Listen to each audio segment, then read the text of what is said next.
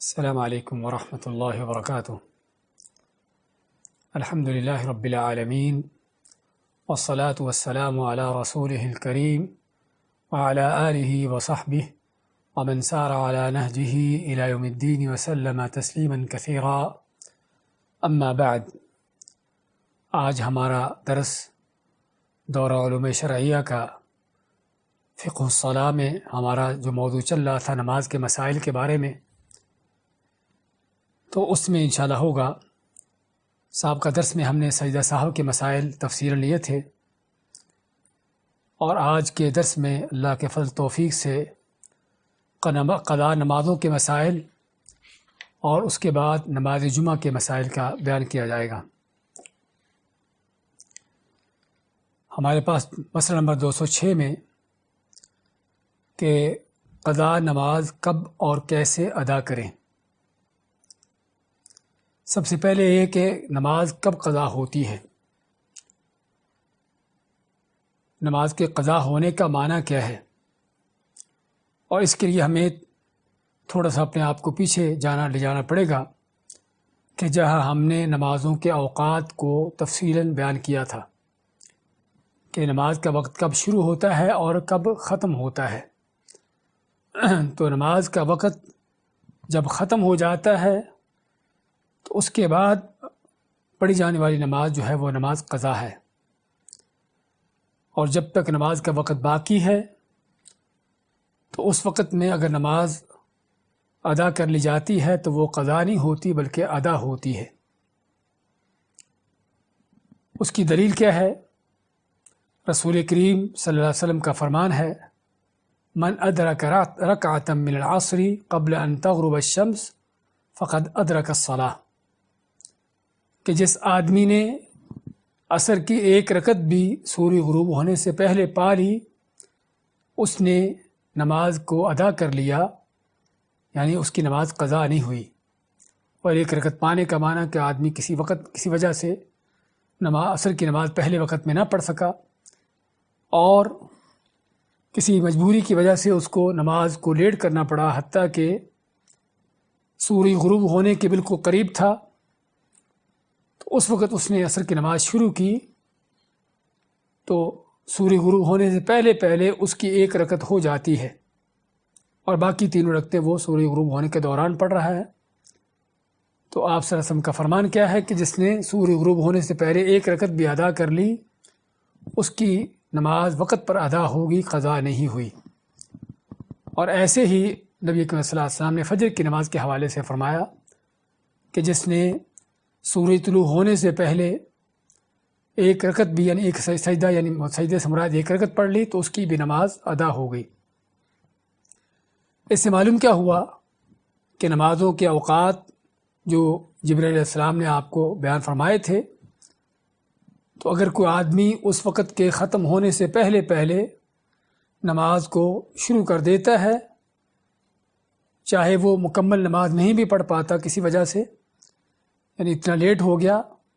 تو تب بھی اس کی نماز قضا نہیں ہوگی بلکہ ادا ہو جائے گی۔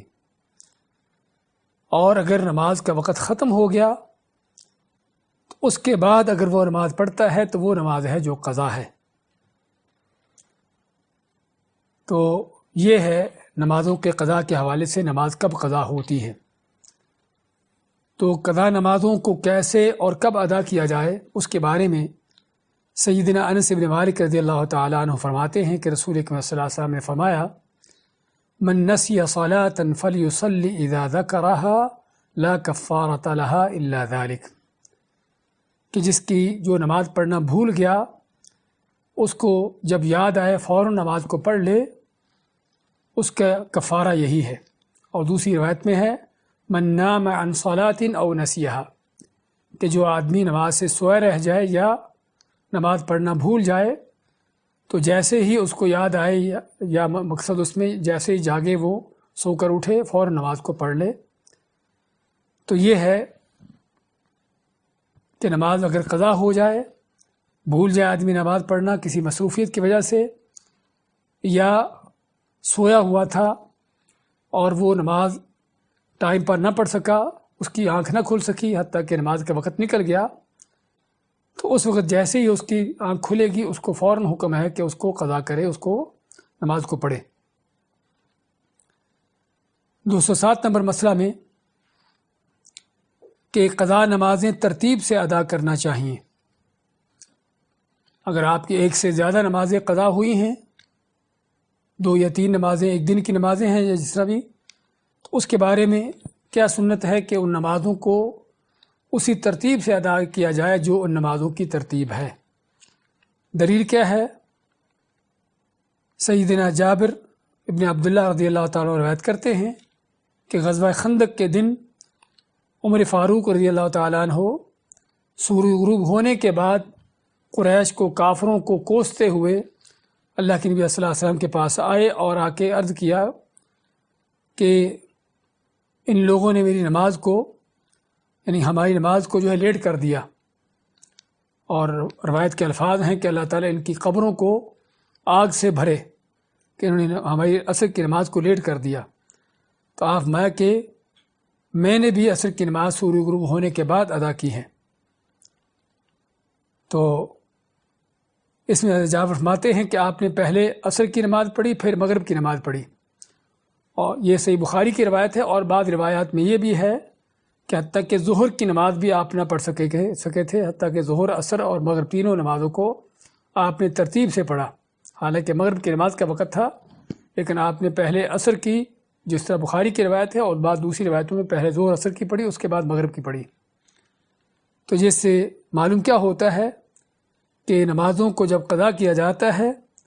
تو ان کو اسی ترتیب سے قضا کیا جائے گا جس طرح سے ان کی فردیت ہے، جس طرح سے ان کا ٹائم ہے۔ 208 نمبر مسئلہ میں جس شخص کی نمازیں بیماری یا کسی حادثہ سے بے ہوشی کی وجہ سے قضا ہو جائیں تو اسے ایسی نمازیں پڑھنے کی ضرورت نہیں ہے۔ یہ بھی بہت اہم مسئلہ ہے کہ ایک آدمی بے ہوش پڑا رہا، پورا دن یا کئی دن تک بے ہوش رہا، اور اس دوران جو اس کی نمازیں چھوٹ گئی ہیں، کیا جب اس کو ہوش آئے گی تو وہ نمازیں پڑھے گا؟ تو اس کے بارے میں جو علماء کا صحیح قول ہے وہ یہ ہے کہ بے ہوشی کی حالت میں جو گزر گئی نمازیں ہیں وہ نمازیں اس کو پڑھنے کی ضرورت نہیں ہے۔ کس لیے؟ کیونکہ اس بے ہوشی کی حالت میں وہ نمازوں سے مخاطب ہی نہیں ہے۔ اس بے ہوشی کی حالت میں وہ نمازوں سے مخاطب ہی نہیں ہے۔ اللہ کے نبی صلی اللہ علیہ وسلم کا فرمان ہے کہ 3 طرح کے لوگوں سے قلم اٹھا ہوا ہے، اور ان میں سے ایک کون ہے کہ جو مجنون ہے جب تک وہ اس کی عقل صحیح نہیں ہو جاتی۔ تو اس کا مطلب کہ اس سے قلم اٹھا ہوا ہے، اس پر کوئی چیز فرض نہیں ہے۔ اور یہ مجنون کا معاملہ، اس کا حکم سونے والے سے الگ اس لیے ہے، یا جو بے ہوش ہے اس کا حکم سونے والے سے الگ اس لیے ہے کہ سونے والے کو جب بھی جگائیں وہ جاگ جائے گا، لیکن بے ہوشی میں آدمی وہ اللہ تعالیٰ کے حکم سے جب اس کو ہوش آئے گا تو آئے گا، ورنہ نہ اپنے اختیار سے وہ ہوش میں آ سکتا ہے اور نہ ہمارے اختیار سے ہوش میں آ سکتا ہے۔ اور اس طرح سے اگر کوئی آدمی پاگل مجنون ہے تو اس کا بھی جنون کا ختم ہونا ہمارے یا اس کے ہاتھ میں نہیں ہے۔ اس لیے اگر کوئی شخص جو ہے بے ہوشی کی حالت میں اس کی نمازیں چھوٹتی ہیں تو اسے ان نمازوں کو دہرانے کی یا ان نمازوں کو قضا کرنے کی ضرورت نہیں ہے۔ لیکن اس میں علماء نے فرق کیا ہے کہ بے ہوشی کون سی ہو، کہ یہ وہ بے ہوشی ہے کہ جو آدمی کو کسی حادثہ کی وجہ سے، بیماری کی وجہ سے ہو جائے۔ بعض اوقات آدمی خود بے ہوش ہوتا ہے، کوئی میڈیسن استعمال کرتا ہے، تو ایسی کوئی میڈیسن استعمال کرنے سے اگر آدمی بے ہوش ہوتا ہے، یا بعض اوقات نشہ آور چیز کھا پی لیتا ہے اور وہ نشہ میں یعنی بے ہوشی مستی کی حالت میں ہوتا ہے، تو ایسی حالت میں اس کی نمازیں جو چھوٹتی ہیں ان کو اس نے قضا کرنا ہوگا، کیونکہ یہاں اس کا بے ہوش ہونا اپنے اختیار سے ہے۔ تو یہی وہ حکم ہے کہ جسے شیخ ابن عثیمین رحمۃ اللہ علیہ نے راجح قرار دیا ہے کہ اگر کوئی آدمی نشہ آور چیز کھا کر بے ہوش ہوتا ہے، یا انیستھیسیا یا اس طرح کی چیز کا استعمال کر کے بے ہوش ہوتا ہے، تو یہ بے ہوشی چونکہ اس نے خود اپنے اختیار سے حاصل کی ہے، اس میں اس کی جو نمازیں چھوٹتی ہیں اس کو اس نے قضا کرنا ہوگا، لیکن وہ بے ہوشی جو اللہ کی طرف سے ہے، بیماری کی وجہ سے ہے، کسی حادثے کی وجہ سے پیش آ گئی، تو ایسی بے ہوشی کے حالت میں اس کو چھوٹی ہوئی نمازیں قضا کرنے کی ضرورت نہیں ہے۔ اسی طرح یہ بھی اہم مسئلہ ہے جاننے والا کہ اس طرح کی جو قضا نمازیں ہیں، کون سی قضا نمازیں ہیں جن کو ہم قضا کر سکتے ہیں، یا کون سی چھوٹی ہوئی نمازیں ہیں جن کو قضا کرنا ہے۔ اس میں انسان کی دو کیفیتیں ہوتی ہیں کہ بعض اوقات تو وہ جان بوجھ کر بغیر کسی عذر کے نماز کو چھوڑتا ہے حتیٰ کہ نماز کا وقت نکل جاتا ہے، اور بعض اوقات اس کا نماز کا چھوٹنا سویا رہ گیا، کوئی اس کا عذر تھا، کوئی ایسی مجبوری تھی کہ جس میں وہ وقت پر نماز نہ پڑھ سکا۔ تو یہ دو حالتیں ہیں کہ ایک حالت یہ ہے کہ آدمی کو اختیار تھا، اس کو اس بات کا امکان تھا کہ وہ نماز وقت پر پڑھ لے، لیکن وہ بغیر کسی عذر کے ہی بیٹھا رہا، لیٹا رہا، گپ شپ لگاتا رہا، کسی اور اپنے کام میں لگا رہا، حالانکہ وہ کام چھوڑ کے نماز پڑھ سکتا تھا، لیکن اس نے نماز نہ پڑھی حتیٰ کہ نماز کا وقت نکل گیا۔ تو یہ ہے جان بوجھ کر نماز کو نکال دینا، اس کا وقت نکال دینا۔ اور دوسرا یہ ہے کہ آدمی اپنے اختیار کے بغیر اس کا وقت نکل گیا، یعنی سویا ہوا تھا، اٹھ نہ سکا، یا کہ ایسی کیفیت میں تھا کہ جس میں اس کے لیے نماز پڑھنا ممکن نہ تھی، حتیٰ کہ نماز کا وقت نکل گیا۔ تو یہ وہ دو حالتیں ہیں۔ تو جمہور علماء کا تو یہ کہنا ہے کہ آدمی کسی بھی حالت میں اس کی نماز قضا ہو جائے تو اس کو قضا کرنا ہوگی، لیکن بعض محقق علماء، جس میں سب سے پہلے امام ابن حزم رحمۃ اللہ علیہ ہیں، اور ان کے بعد شیخ الاسلام ابن تیمیہ، ان کے شاگرد ابن قیم، اور اسی طرح عصر حاضر میں ہمارے شیخ ابن عثیمین رحمۃ اللہ علیہ،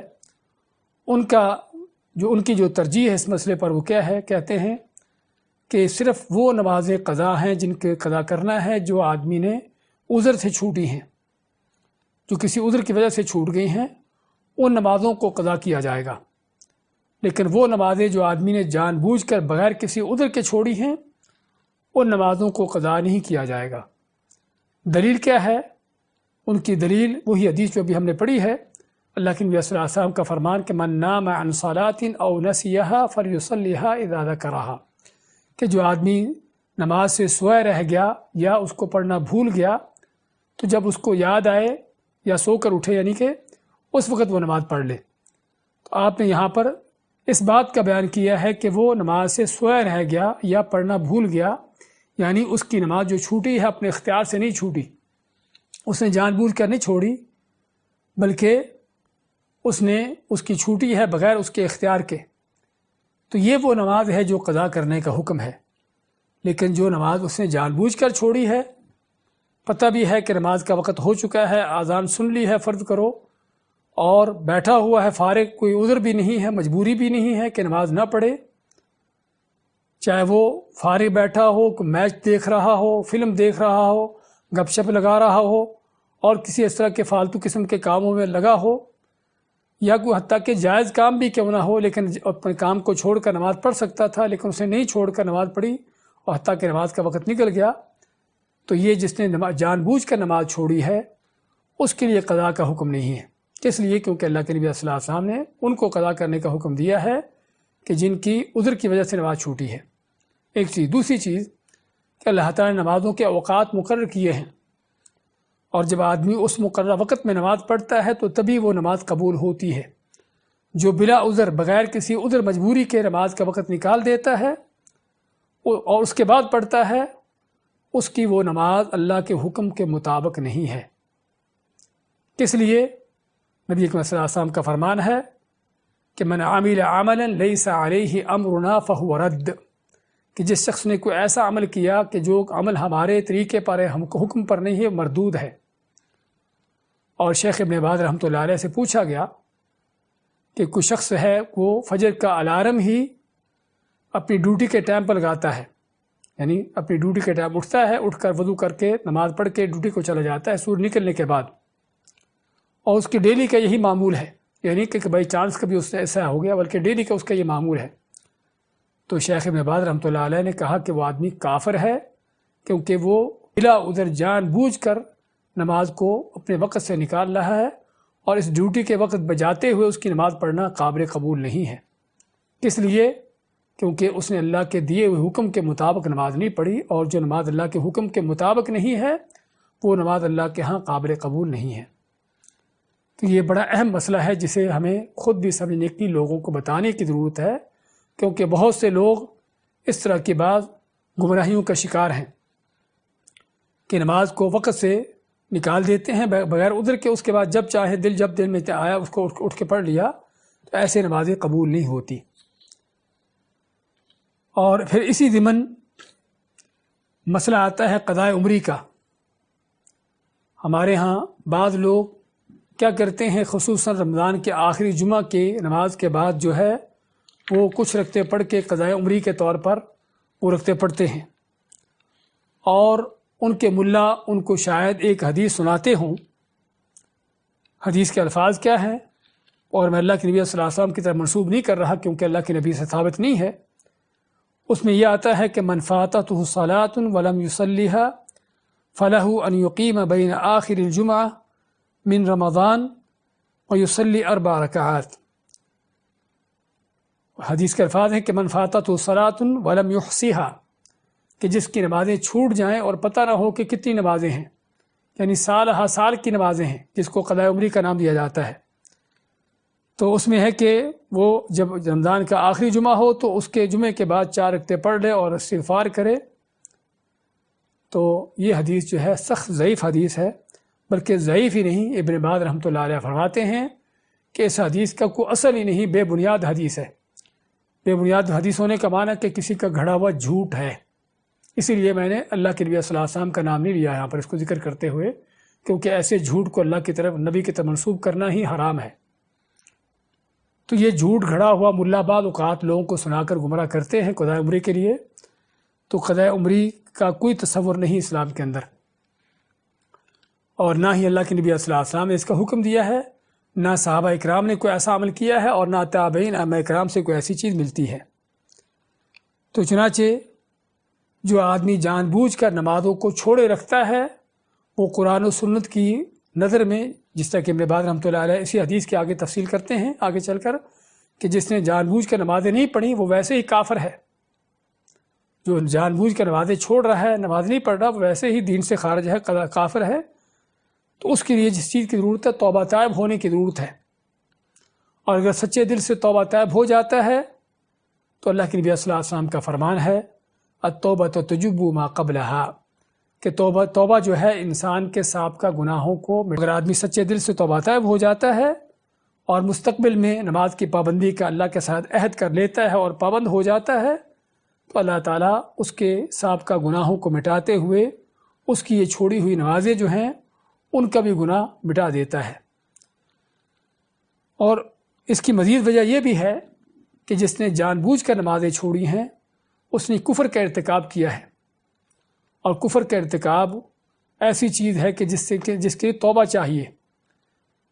کوئی ایسا عمل نہیں ہے کہ جو کفر کا کفارہ ہو جائے، یعنی کوئی ایسا عمل نہیں ہے جس سے کفر کا کفارہ ہو جائے۔ ہاں، کفارے کہاں پر ہیں؟ کبیرہ گناہوں کے ہیں،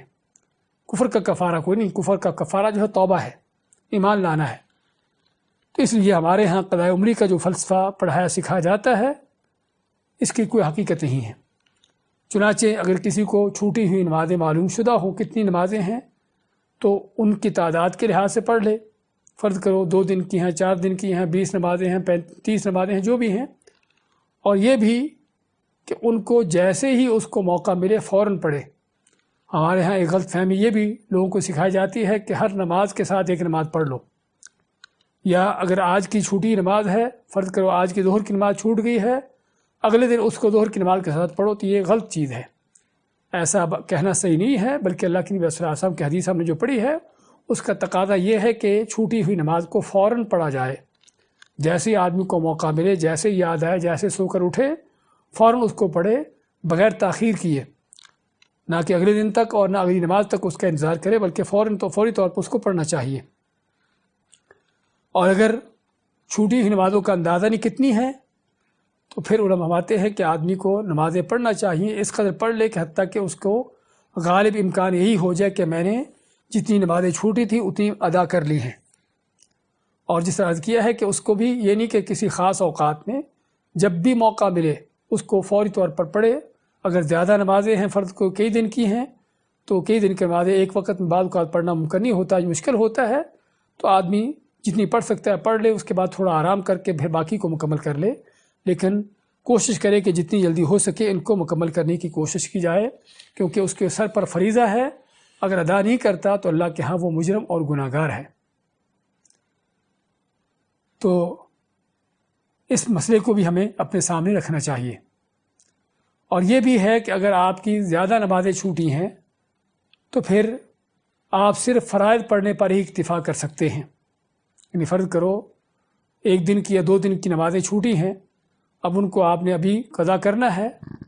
تو ان کے اوپر قضا کرتے ہوئے صرف فرائض ہی پر اکتفا کر لیں، سنتے اگر نہ بھی پڑھے تو جائز ہے اور صحیح ہے، کیونکہ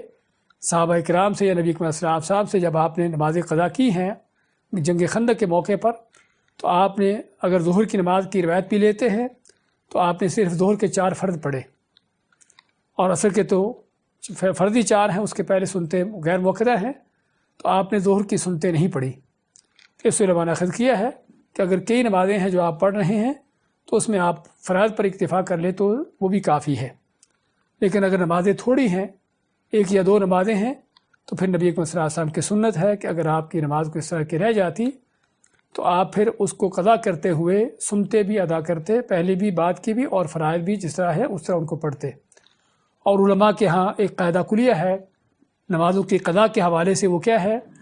القضاء یحاکی الادا، کہ قضا بھی اسی طرح سے ہے جس طرح نماز کو ادا کیا جاتا ہے۔ تو یعنی اگر پہلے کو فرضوں سے پہلے سنتے ہیں وہ بھی پڑھی جائیں، فرض پڑھے جائیں، فرضوں کے بعد کی سنتے پڑھی جائیں، اور جس طرح جتنے فرض ہیں اسی طرح سے ان کو فرضوں کو ادا کیا جائے۔ اگر فرضوں میں سنت ہے لمبی تلاوت کرنا تو آپ قضا کرتے ہوئے لمبی تلاوت کریں۔ تو یہ کہنے کا مقصد ہے کہ نماز کو قضا کرتے ہوئے وہی انداز ہونا چاہیے کہ جو نماز کو ادا کرتے ہوئے تھا۔ تو یہ ہے نمازوں کے قضا کے حوالے سے چند مسائل۔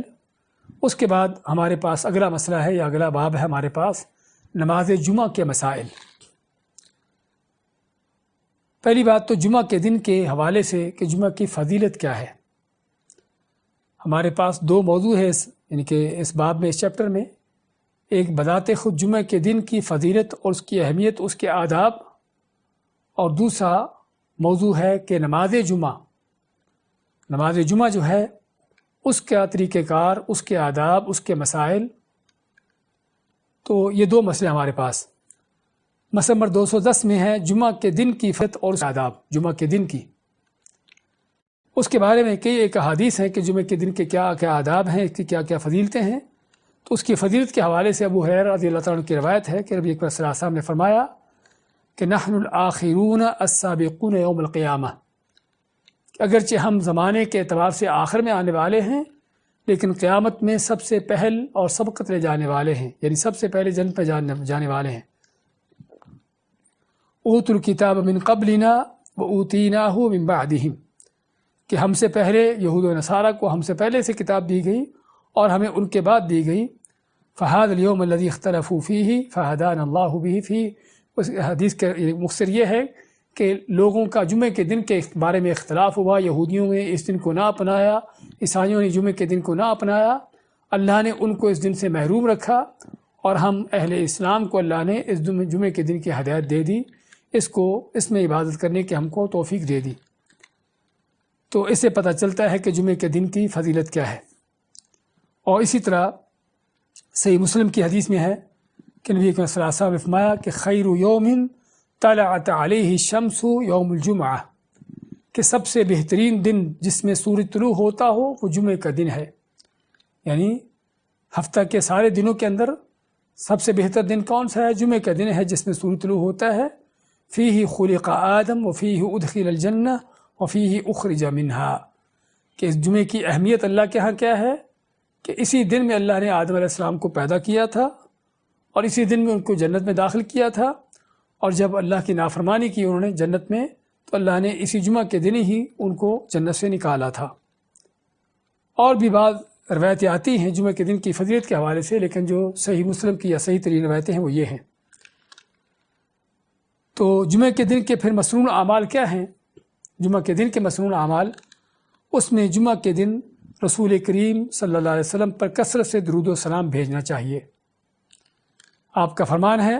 اکثر الصلاۃ علیہ یوم الجمعہ، کہ جمعہ کے دن مجھ پر کثرت سے درود پڑھو، ولیلۃ الجمعہ، اور اس طرح جمعہ کی رات کو بھی، یعنی جمعرات کی شام سے لے کر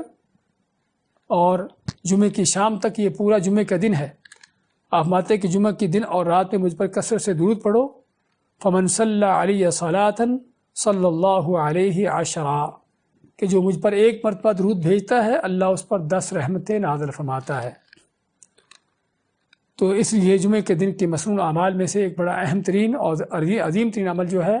وہ رسول کریم علیہ السلام پر کثرت سے درود بھیجنا، اور درود وہ جو آپ نے ہم کو سکھایا ہے، جسے درود ابراہیمی کہا جاتا ہے،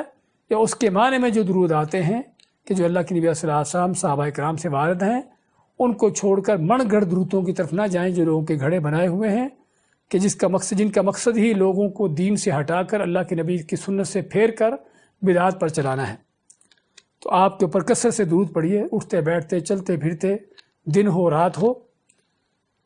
اسی طرح 212 نمبر مسئلے میں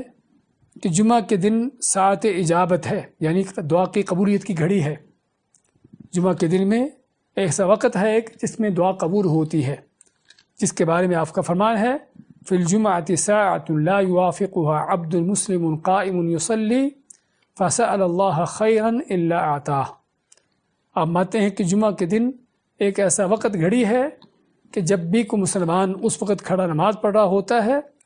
اور اللہ سے کوئی بھی خیر مانگتا ہے، کوئی دعا کرتا ہے، اللہ اس کو دے دیتا ہے۔ یہ بخاری مسلم کی حدیث۔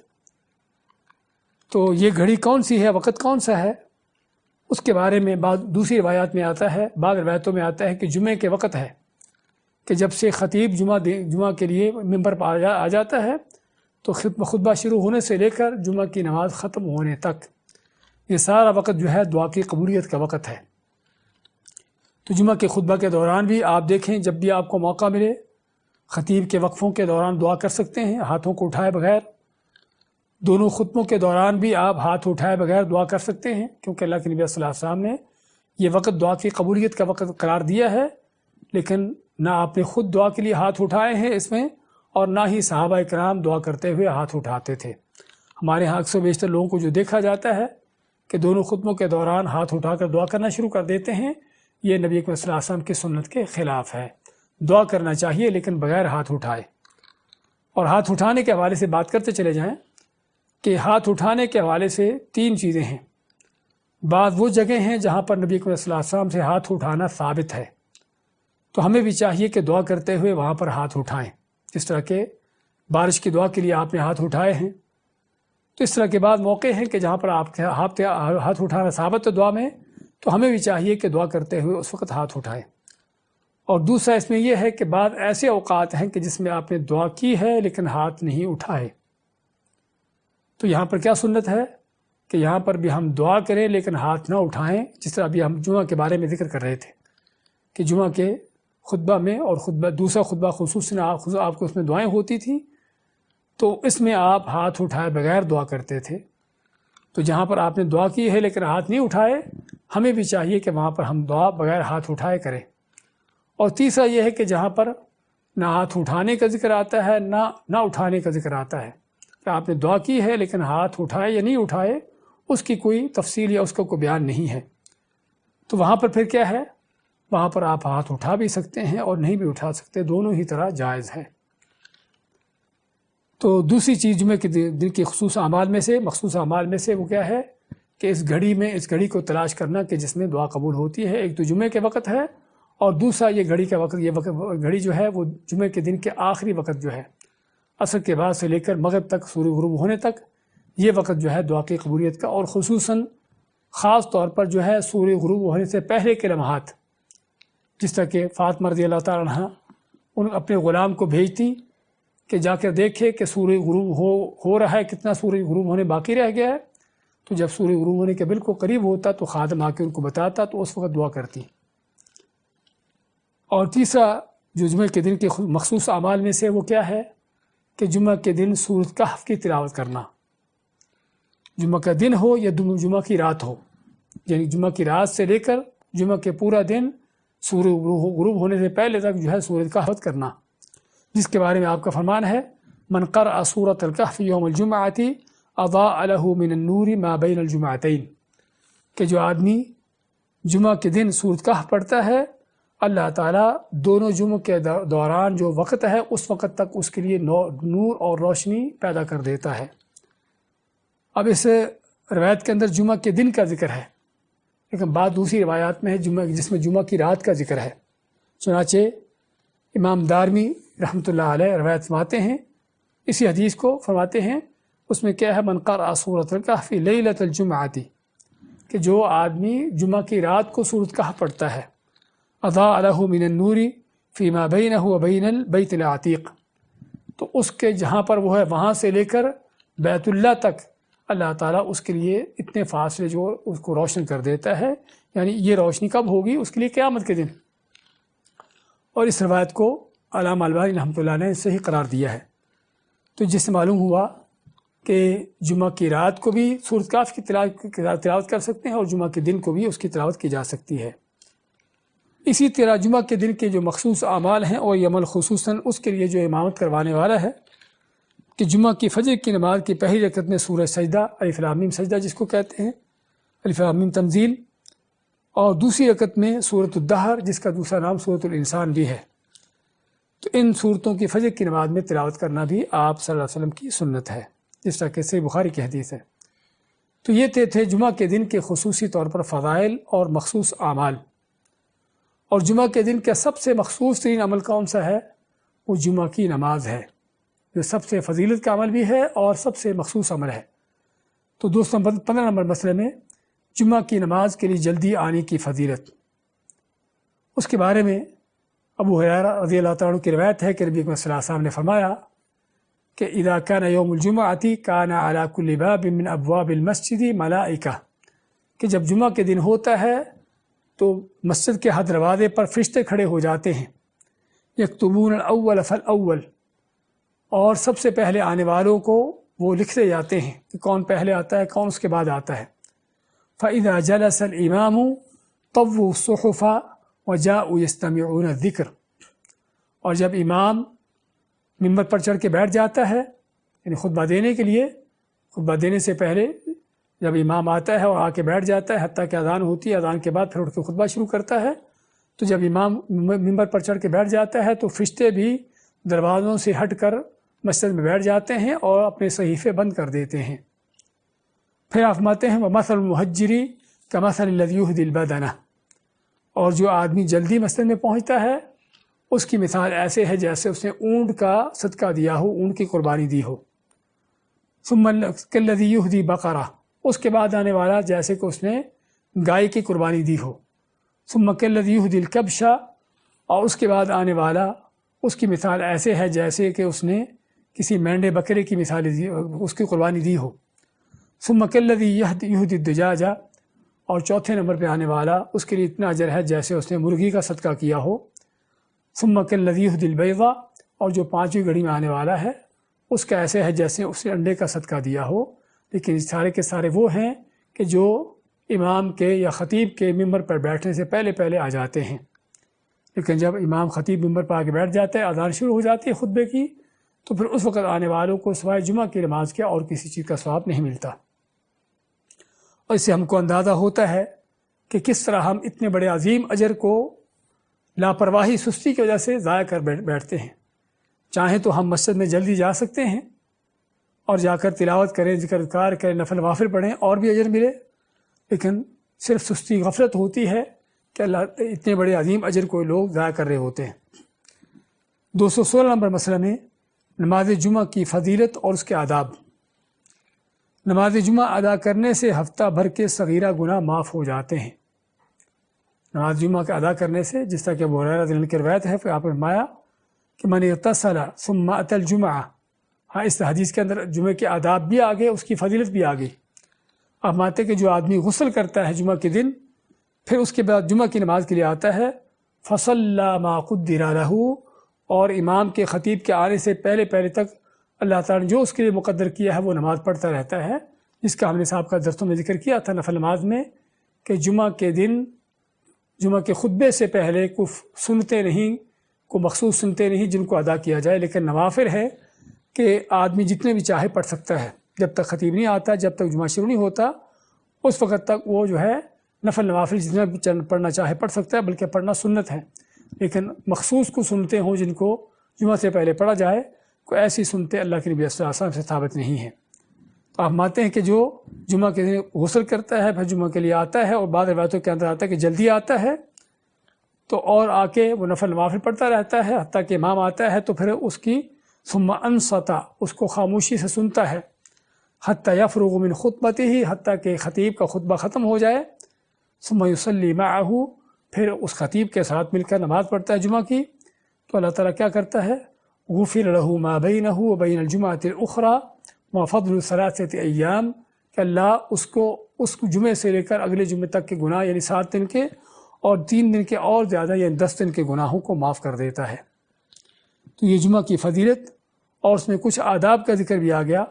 کہ جس کے لیے غسل کر کے آنا چاہیے، خوشبو لگانا چاہیے، اچھے کپڑے پہننا چاہیے، مسواک کرنا چاہیے، اور مسجد میں جلدی آنا چاہیے۔ اس کے بعد 217 نمبر مسئلہ میں نماز جمعہ چھوڑنے کی سزا۔ نماز جمعہ کی فضیلت ہم نے پڑھی، لیکن نماز جمعہ چھوڑنے کی سزا کیا ہے؟ اس کے بارے میں عبداللہ بن مسعود کی روایت ہے کہ آپ نے فرمایا لقد ہممت ان آمر رجلا یصلی بالناس، کہ میرا پختہ ارادہ ہے کہ میں کسی آدمی کو حکم دوں کہ وہ لوگوں کو نماز پڑھائے، ثم احرق علی رجال یتخلفون عن الجمعۃ بیوتہم، اور پھر میں ان لوگوں کے گھروں کو جلا کر راکھ کر دوں کہ جو جمعہ کی نماز سے پیچھے رہتے ہیں، یعنی ان مردوں کو، کیونکہ جمعہ کی نماز ہم آگے پڑھیں گے کہ کس پر فرض ہے، تو مردوں پر فرض ہے،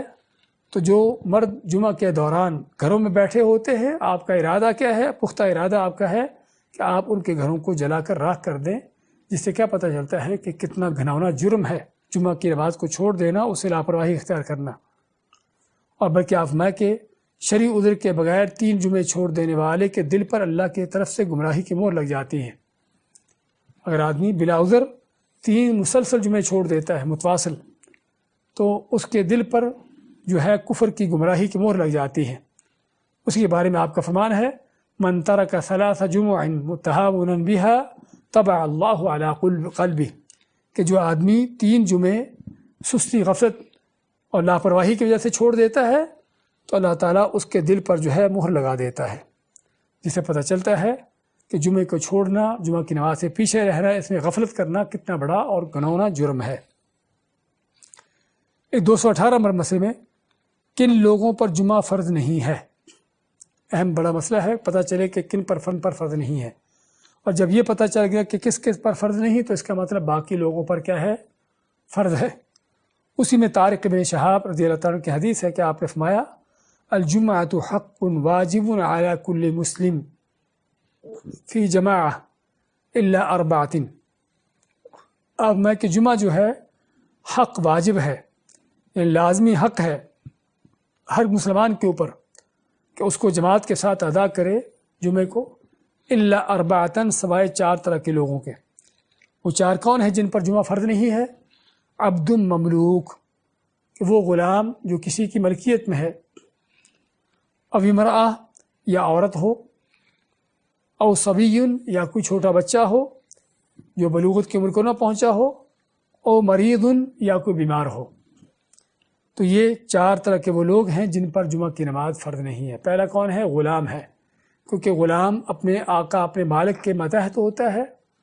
اور اس کی خدمت پر ہوتا ہے۔ ممکن ہے کہ بعض اوقات آقا یا مالک اس کو جمعہ پڑھنے کی اجازت نہ دے، تو پھر کیا غلام پر کوئی گناہ ہے؟ اس پر کوئی گناہ نہیں ہے، کس لیے کہ اس کے معاملات اس کے اپنے اختیار میں نہیں ہیں۔ اسی طرح عورت جو ہے اس پر بھی جمعہ فرض نہیں ہے، اللہ نے جمعہ اور جماعتیں مردوں پر فرض کی ہیں۔ اور صبی، اس طرح بچہ جب تک بالغ نہیں ہو جاتا تو بچے پر بھی جمعہ فرض نہیں ہے۔ اور مریض، یا بیمار شخص جو ہے جس کے لیے مسجد میں جانے میں مشکل ہو، اس کو بھی گھر میں وہ نماز پڑھ لے گا، لیکن جمعہ کی نماز نہیں پڑھیں گے۔ یہ سبھی کے سبھی جن پر جمعہ فرض نہیں ہے وہ گھر میں اگر نماز پڑھتے ہیں تو ظہر کی نماز پڑھیں گے، جمعہ کی نماز نہیں پڑھیں گے۔ تو یہ 4 طرح کے لوگ ہیں جن پر جمعہ فرض نہیں، اور اس کا مطلب یہ ہوا کہ ان کے علاوہ جو بھی ہیں، صحت مند مرد ہے جو مقیم ہے، مسافر نہیں ہے، اور بعض روایتوں کے اندر مسافر کا ذکر بھی آتا ہے کہ مقیم ہے، مسافر نہیں ہے، بیمار نہیں، صحت مند ہے اور مرد ہے اور آزاد ہے اور بلوغت کی عمر کو پہنچ چکا ہے، تو ایسے لوگوں پر جمعہ فرض ہے، جمعہ پڑھنا ہوگا ان کو۔ 219 نمبر مسئلے میں، جس پر جمعہ فرض ہے اسے جمعے کا غسل بھی کرنا چاہیے۔ جمعے کی نماز کے حوالے سے آداب میں سے ایک تو جلدی مسجد میں آنا، دوسرا آنے سے پہلے غسل کرنا۔ اس کے بارے میں صحیح بخاری کی حدیث ہے، بلکہ بخاری مسلم اور کتب ستہ کی حدیث ہے۔ یہ آپ فرماتے ہیں غسل الجمعۃ واجب علی کل محتلم، کہ جمعے کا غسل جو ہے ہر بالغ مرد پر واجب ہے، ہر بالغ مرد پر، کیونکہ محتلم کا نام آپ نے دیا ہے تو محتلم سے مراد یعنی بالغ مرد، تو جمعے کا غسل جو ہے ہر بالغ مرد پر واجب ہے۔ اب اس حوالے سے اگرچہ بعض علماء کا کہنا ہے کہ جمعے کا غسل سنت ہے، واجب نہیں ہے، علماء کا اس میں اختلاف ضرور ہے، لیکن شیخ ابن عثیمین رحمۃ اللہ علیہ فرماتے ہیں کہ نبی کریم صلی اللہ علیہ وسلم عربی زبان کے بڑے ماہر تھے، اور جو بولتے کہتے تھے سمجھتے تھے کہ اس کا معنی کیا ہے۔ تو جب آپ فرماتے ہیں کہ جمعے کا غسل جو ہے ہر بالغ مرد پر واجب ہے، آپ اس کو واجب کا نام دے رہے ہیں اور ہم کہیں کہ واجب نہیں ہے، تو یہ تو سراسر سنت کی خلاف ورزی ہے، آپ صلی اللہ علیہ وسلم کے حکم کی خلاف ورزی ہے کہ آپ کہیں کہ یہ واجب ہے اور ہم کہیں کہ واجب نہیں ہے۔ یا تو واجب کا اور کو معنی آتا ہو کہ واجب کے معنی سنت ہے، واجب کے معنی نفل ہے، لیکن عربی کے اندر ایسی کوئی چیز نہیں ہے۔ تو اس لیے ان کے جو بالغ مرد ہو جس پر جمعہ فرض ہو اس کو چاہیے کہ وہ جمعے کا غسل بھی کرے، لیکن جس پر جمعہ فرض نہیں ہے، یعنی فرض کرو مسجدیں بند ہیں اس لاک ڈاؤن کے دوران، اور آدمی بالغ ہے، صحت مند ہے، مقیم ہے، لیکن مسجد میں جمعہ نہیں ہے، اس نے گھر میں ظہر کی نماز پڑھنا ہے، تو کیا ہم کہیں گے کہ اس کو بھی کہیں گے کہ جمعے کے دن کا غسل کرے؟ تو اصل میں جمعے کا غسل جو ہے جمعے کی نماز سے متعلقہ ہے۔ باقی ہم نے جو چیزیں ذکر کی ہیں، آپ صلی اللہ علیہ وسلم کے اوپر کثرت سے درود پڑھنا، سورۃ کہف کی تلاوت کرنا، اور جمعے کے دن وہ دعا کی گھڑی کو تلاش کرنا، یہ ساری وہ چیزیں ہیں کہ جس کا تعلق جمعے کے دن کے ساتھ ہے، جمعے کی نماز کے ساتھ نہیں ہے۔ لیکن بعض وہ چیزیں ہیں کہ جن کا تعلق جمعے کی نماز کے ساتھ ہے، کہ غسل کرنا، اچھے کپڑے پہننا، خوشبو لگانا، یہ ساری چیزیں کرنا، اس کا تعلق جمعہ کی نماز کے ساتھ ہے، کہ جو آدمی جمعہ کی نماز پڑھنے جا رہا ہو اس کو چاہیے کہ ان آداب کا خیال رکھے۔ اور اس کا معنی یہ ہوا کہ اگر جو جمعہ نہیں پڑھ رہا، جس پر جمعہ فرض نہیں ہے یا جمعہ پڑھنا ان کے لیے ممکن نہیں ہے، جس طرح کہ موجودہ صورتحال میں بہت سے جگہوں پر، تو پھر ایسی حالت میں ان کے جمعے کے دن کا غسل کرنا فرض نہیں ہے۔ ہاں اگر آدمی کر لے تو اچھی بات ہے، لیکن اس کو ہم فرض نہیں قرار دیں گے۔ 220 نمبر مسئلے میں، نماز جمعہ کا وقت کیا ہے؟ نماز جمعہ کا وقت بیان کرتے ہوئے ہمیں اس بات کو جاننے کی ضرورت ہے کہ جمعہ کی نماز ظہر کے بدل ہے یا مستقل نماز ہے۔ اس میں علماء کا اختلاف ہے۔ بعض علماء نے کہا ہے کہ جمعہ کی نماز ظہر کے بدل ہے۔ اگر ظہر کے بدل ہے تو عربی کا قاعدہ کلیہ ہے کہ جو اصل کا حکم ہے وہی بدل کا حکم ہوتا ہے، جو اصل چیز کا حکم ہوتا ہے اس کے بدل جو ہے اس کا بھی وہی حکم ہوتا ہے۔ اگر اصل ظہر کا وقت جو ہے سورج اپنے ڈھلنے کے بعد، زوال کے بعد شروع ہوتا ہے، عصر تک ہوتا ہے، تو پھر کہیں گے کہ جمعے کا وقت بھی زوال کے بعد شروع ہو کر عصر تک ہے۔ لیکن ہم احادیث میں دیکھتے ہیں، پتہ چلتا ہے کہ جمعہ جو ہے مستقل نماز ہے، جو وہ ظہر کی بدل نہیں ہے۔ تو چنانچہ اس میں ہمارے سامنے کے ایک احادیث ہے جس کو ہم آپ کے سامنے ذکر کریں گے۔ صحیح بخاری میں انس بن مالک کی حدیث ہے، فرماتے ہیں ان نبی صلی اللہ علیہ وسلم کان یصلی الجمعۃ حین تمیل الشمس، کہ آپ صلی اللہ علیہ وسلم جمعہ اس وقت پڑھتے یا جمعہ کا خطبہ اس وقت دیتے کہ جب جو ہے وہ تمیل الشمس، سورج جو ہے ڈھلتا، سورج جو ہے وہ ڈھلتا، تو اس وقت آپ جمعہ کی نماز پڑھاتے۔ اس کے بعد جابر بن عبداللہ رضی اللہ عنہ کی حدیث فرماتے ہیں کنا نصلی مع رسول اللہ صلی اللہ علیہ وسلم ثم نرجع فنریح نواضحنا، فرماتے ہیں جابر رضی اللہ عنہ کہ ہم آپ کے ساتھ جمعہ کی نماز ادا کر کے اپنے گھروں کو لوٹتے اور اپنے جانوروں کو پانی پلاتے اور ان کو آرام دیتے، یعنی کام پہ لگے ہوتے تھے، ان کو کام سے ہٹا کر ان کو آرام دیتے، پانی پلاتے۔ تو حسن اللہ عالم حسن بصری رحمۃ اللہ علیہ انہوں نے پوچھا حضرت جابر سے، فقلت لجعفر فی ای ساعۃ تلک قال زوال الشمس۔ تو حسن جو نے حدیث کے پوچھا کہ یہ کس وقت ہوتا تھا، جابر جو فرماتے ہیں کہ اس وقت یہ کام کرتے، جمعہ کی نماز کرتے تھے نماز کے بعد، تو یہ اس وقت کیا ٹائم ہوتا تھا، کس وقت ہوتا تھا؟ تو انہوں نے فرمایا کہ زوال الشمس اس وقت ہوتا تھا جب سورج ڈھل رہا ہوتا تھا۔ تو حضرت جابر کی اس حدیث سے، جو صحیح مسلم کی حدیث سے پتہ چل رہا ہے کہ آپ صلی اللہ علیہ وسلم کا خطبہ جو ہے، آپ کی جمعہ کی نماز سورج کے ڈھلنے کے ساتھ ہوتی تھی، زوال کے وقت ہوتی تھی۔ اچھا آگے دیکھیے، حضرت سہل رضی اللہ عنہ فرماتے ہیں کہ ما كنا نقیل ولا نتغدى الا بعد الجمعہ، کہ ہم قیلولہ کرتے اور ظہر کا دوپہر کا کھانا کب کھاتے تھے؟ جمعہ کی نماز کے بعد۔ لیکن یہاں پر ہمیں علم ہونا چاہیے کہ ان کا قیلولہ، ان کا دوپہر کا کھانا ہماری طرح نہیں تھا۔ نبی اکرم صلی اللہ علیہ وسلم کے قیلولے کا وقت جو ہے وہ چاشت کے وقت یعنی ظہر سے پہلے پہلے ہوتا تھا، اور ان کا دوپہر کا کھانا بھی، جس کو ہمارے ہاں ناشتے کا نام دیا جاتا ہے، یہ بھی ظہر سے پہلے پہلے ہوتا تھا۔ تو اس حدیث کے اندر بھی اس بات کی طرف اشارہ ہے کہ ان کا جمعہ جو ہے وہ زوال سے پہلے ہو جاتا تھا۔ اور اسی طرح سلمہ بن اکوع کی حدیث ہے، فرماتے ہیں كنا نصلي مع رسول اللہ صلی اللہ علیہ وسلم الجمعة فنرجع وما نجد للحيطان فينا نستظل به، کہ ہم آپ صلی اللہ علیہ وسلم کے پیچھے جمعہ پڑھ کے اپنے گھروں کو جب لوٹتے تو ابھی دیواروں سے صرف سایہ نکل رہا ہوتا، یعنی ابھی سورج ڈھلا ہی ہوتا۔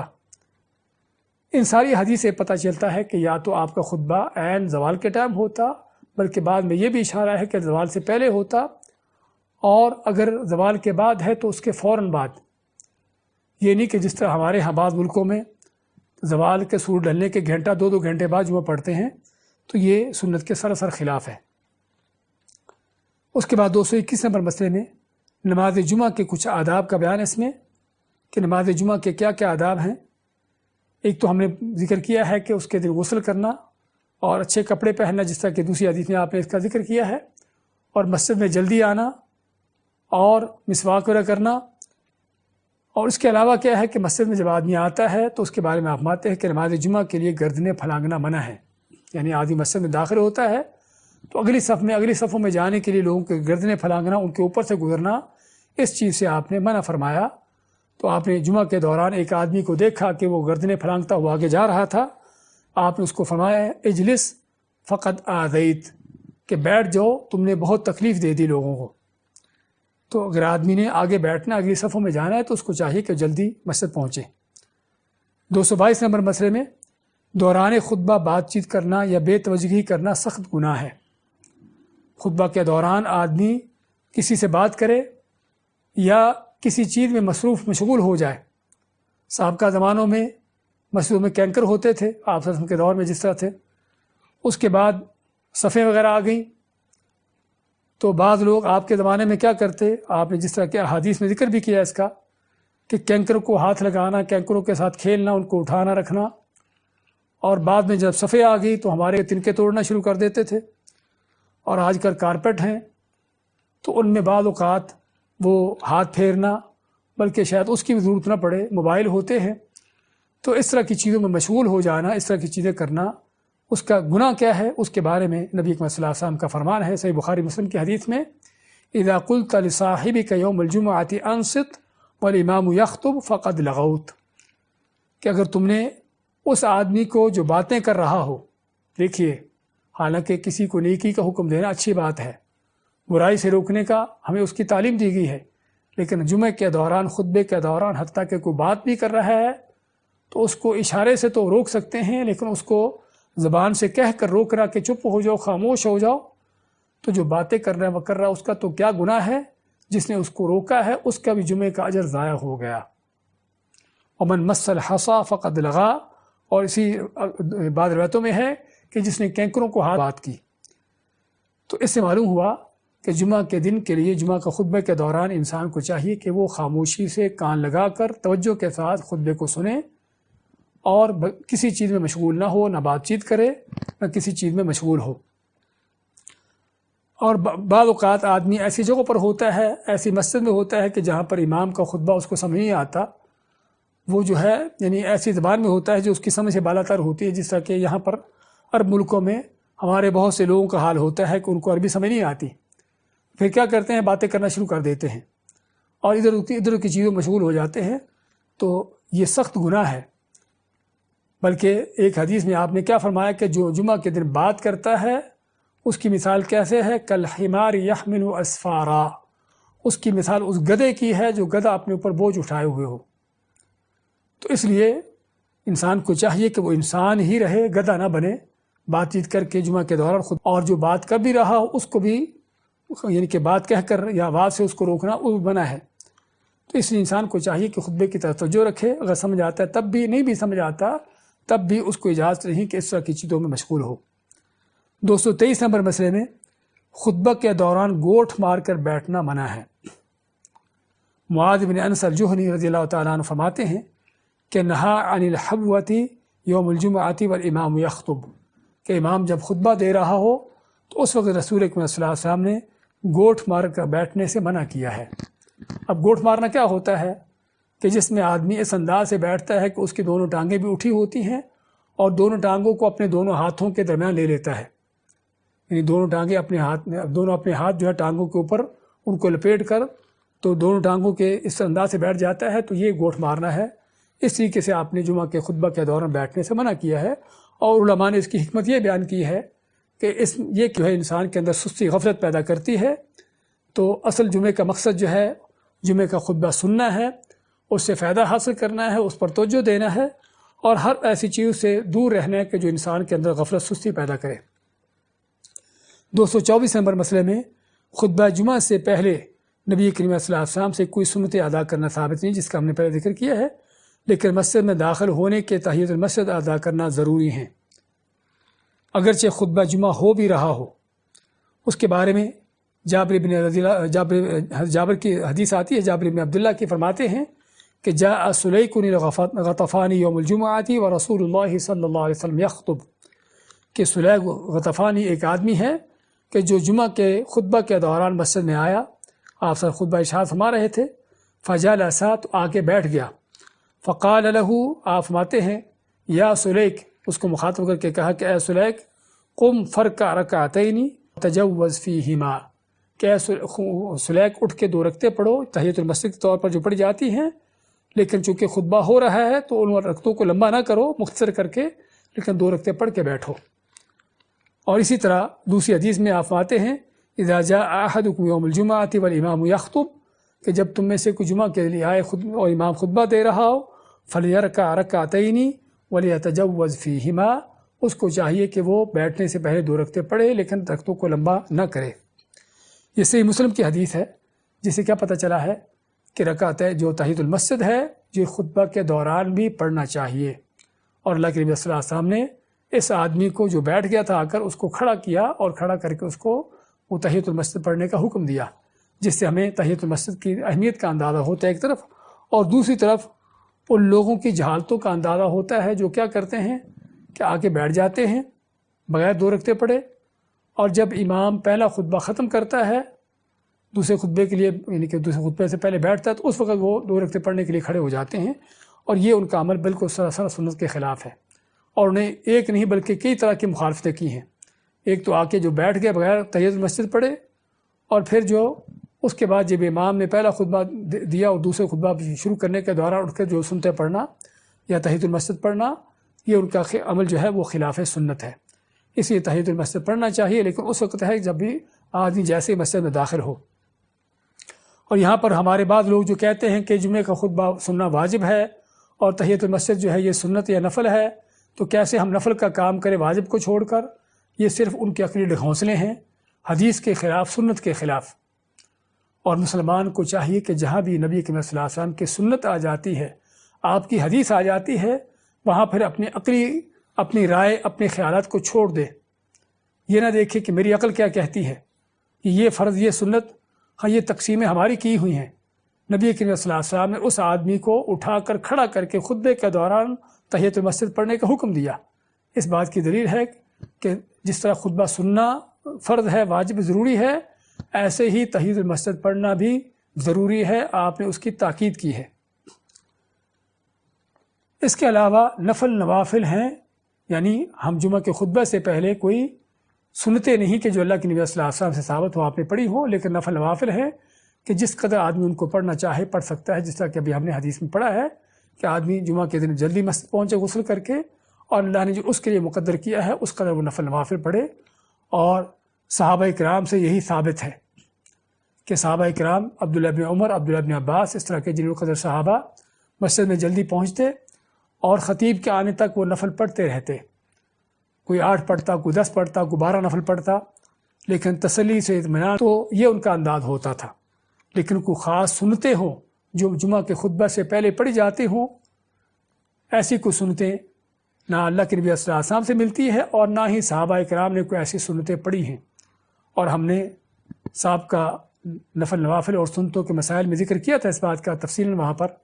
کہ جمعہ کی خطبے سے پہلے کوئی سنتیں نہیں ہیں، اور ہمارے ہاں پہلی اذان کے بعد جو 4 سنتیں پڑھنے کا رواج چلا ہوا ہے، یہ سراسر من گھڑت چیز ہے جس کا کوئی وجود ہی نہیں ہے دین کے اندر۔ اور ہم نے ذکر کیا تھا وہاں پر کہ جب نبی اکرم صلی اللہ علیہ وسلم کے زمانے میں پہلی اذان ہی نہیں تھی تو یہ سنتیں پھر کہاں سے آ گئی جو ہمارے ہاں پہلی اذان کے بعد پڑھتے ہیں؟ تو یہ وہ مسئلہ ہے، یہ وہ چیز ہے کہ جو صرف محض لوگوں کی من گھڑت ہے، ملاؤں کی گھڑی ہوئی ہے، جس کی کوئی حقیقت نہیں ہے حدیث کی روح سے۔ اور ہم نے وہاں پر چند حدیثوں کا ذکر کیا تھا کہ جن کو وہ بنیاد بناتے ہیں، لیکن وہ حدیثیں سخت ضعیف ہیں، اللہ کے نبی صلی اللہ علیہ وسلم سے ثابت نہیں ہے۔ تو اس لیے آپ سے جو ثابت ہے وہ یہ ہے کہ جمعہ کے خطبے سے پہلے نوافل ہیں، آدمی جتنے بھی پڑھنا چاہے پڑھے، اور اگر کچھ بھی نہیں پڑھنا چاہتا تو کم از کم تحیۃ المسجد پڑھ کے بیٹھے۔ اس کے بعد جمعہ کی نماز کے بعد 2 سنتیں بھی ہیں اور 4 سنتیں بھی ہیں۔ جمعہ کے جب فرض پڑھ لیتے ہیں تو جمعہ کے فرضوں کے بعد 2 سنتیں بھی پڑھنا آپ سے ثابت ہیں اور 4 سنتیں بھی پڑھنا آپ سے ثابت ہیں۔ اسی کے بارے میں ابو ہریرہ رضی اللہ عنہ کی روایت ہے کہ آپ نے فرمایا اذا صلی احدکم الجمعہ فلیصلی بعدها 4، کہ جب تم میں سے کوئی جمعہ کی نماز پڑھ لے تو جمعہ کی نماز کے بعد 4 رکعتیں پڑھے، یعنی 4 سنتیں پڑھے۔ اور آپ کا معمول یہ تھا کہ آپ سنتیں جو 4 ہوتی ہیں ان کو ہمیشہ 2 رکعت کر کے پڑھتے تھے، تو اس لیے 4 سنتیں جو پڑھے گا اس کو چاہیے کہ وہ 4 ایک ساتھ نہ پڑھے بلکہ 2 کر کے پڑھے۔ یہ صحیح مسلم کی حدیث ہے، اور دوسری بھی صحیح مسلم کی دوسری حدیث ہے جو عبداللہ بن عمر روایت فرماتے ہیں کہ نبی کریم صلی اللہ علیہ وسلم ہوتے تو گھر میں جا کر 2 سنتیں ادا کرتے۔ آپ جب گھر کو لوٹتے تو جمعہ کی نماز کے بعد جب گھر جاتے تو گھر میں جا کر 2 سنتیں ادا کرتے۔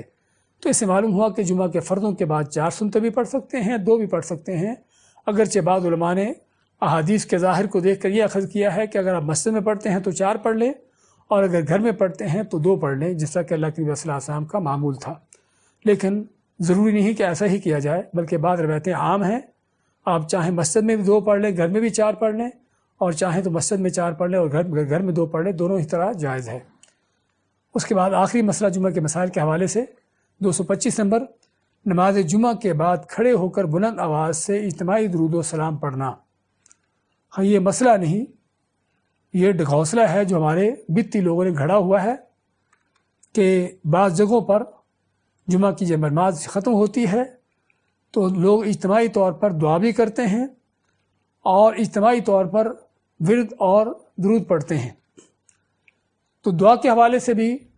ہم نے شاید پہلے ذکر کیا تھا اپنے نماز کی کیفیت کے بارے میں کہ نماز کے بعد دعا کرنا اجتماعی طور پر بالکل نبی اکرم صلی اللہ علیہ وسلم سے کسی حدیث سے ثابت نہیں ہے،